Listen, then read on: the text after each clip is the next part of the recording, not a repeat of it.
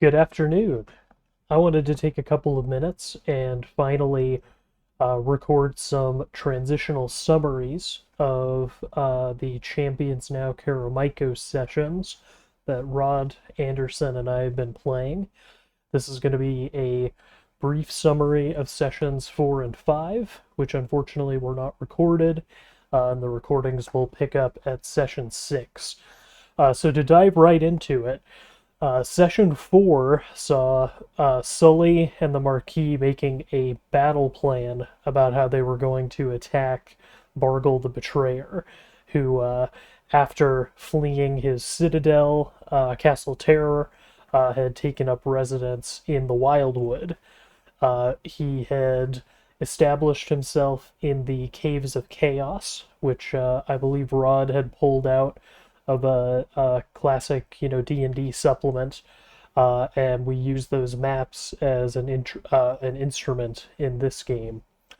Between sessions, I had spent some of my hard-earned points on an enlarge ability for Sully because I found that my stretching was really starting to kind of shade into enlargement, so I wanted to harden in some of those special effects.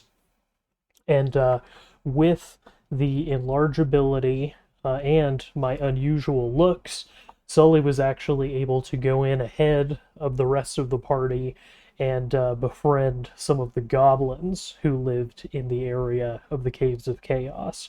Uh, in his happy-go-lucky way, he befriended them, smoked some skunk weed, got some intel from them on what Bargle had been up to, how the other factions in these caves and in this area had been kind of slowly coming under his control.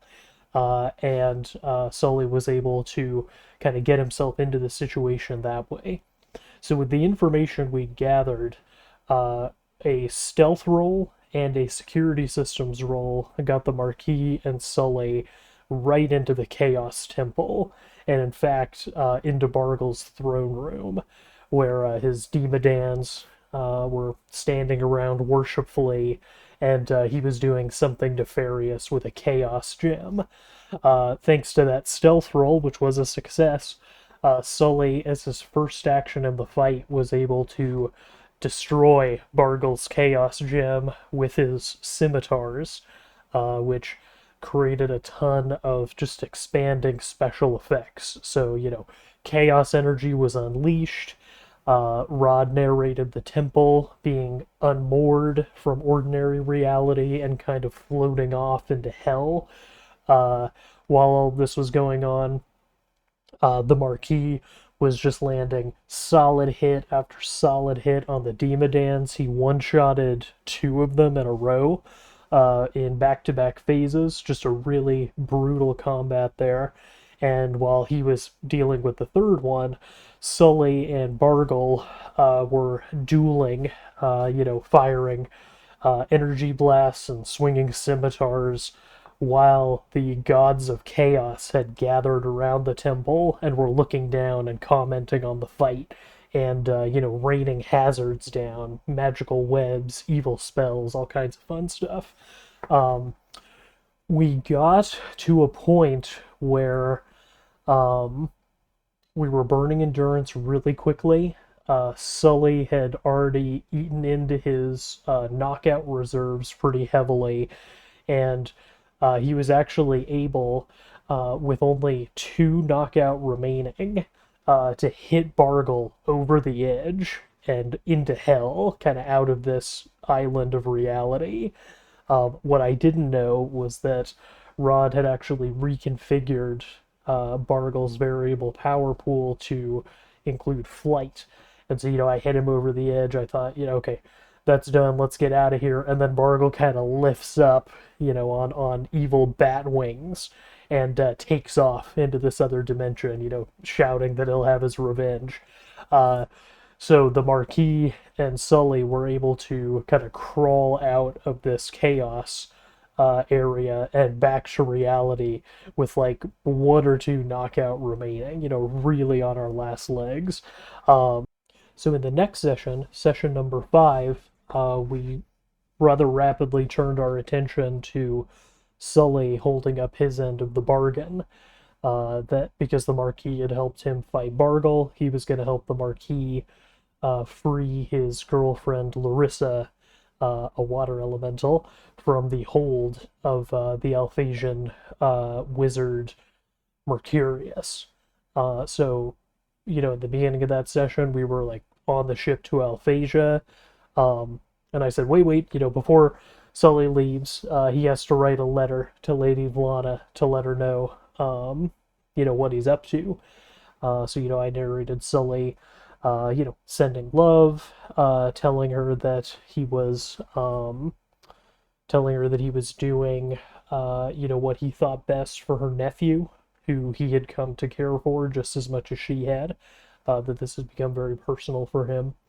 But also telling her about encountering the gods of chaos and how, some of them had laughed and said that, Bargle is named the betrayer, but Sully is duplicitous in much the same way. And that had really hit me hard as a player, and it hit Sully hard. So he made a promise to Vlana that once this business with Larissa was complete, he would go back to Karameikos and face judgment. He said that he wants to be a citizen of the city now. Not this bodiless kind of inhuman, mysterious thing. He wants to be a person in this social context. And I think both Rod and I kind of sat up a little bit, during that moment, because it's like, oh wow, we have a character here. So we alighted the month-long sea voyage to Alphasia. We were there pretty much immediately. On the way, Rod told me, what we know about Mercurius just by reputation and being plugged into the political situation of the cities, that he's this, mighty spellcaster, very extravagant tastes, and he lives in a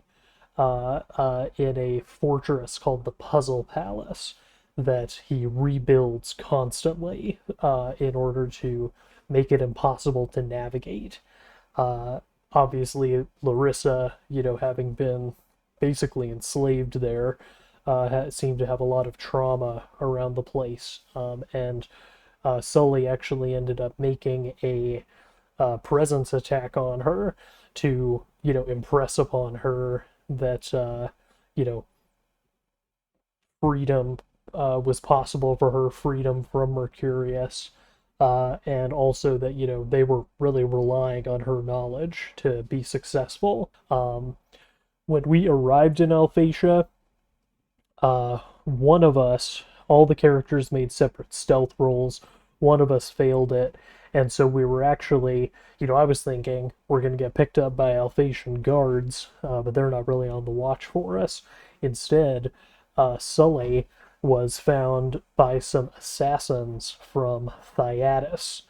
Apparently, Thyatis is an island polity whose sphere of influence runs up against Karameikos and Alphasia. So these guys, who I remember had very distinctive red boots, if I recall, were actually scoping out the Puzzle Palace themselves. They'd lost an associate who tried to raid it, and they were trying to get some information to potentially get leverage on Mercurius. They suspected that his heavy spending was underwritten by some shady deals, maybe some treacherous activities to his office as ambassador, and so they wanted to get leverage on him, and in exchange for Sully's promise of information sharing, actually gave us some additional resources, especially an escape route. They had a ship that they promised would take us back to Karameikos after our attack on the Puzzle Palace. And yeah, in that very short, tight session, we made it from the Wildwood to Alphasia, really established ourselves in the situation in Alphasia, and we're ready for the attack on the Puzzle Palace. And that's where the next issue picks up.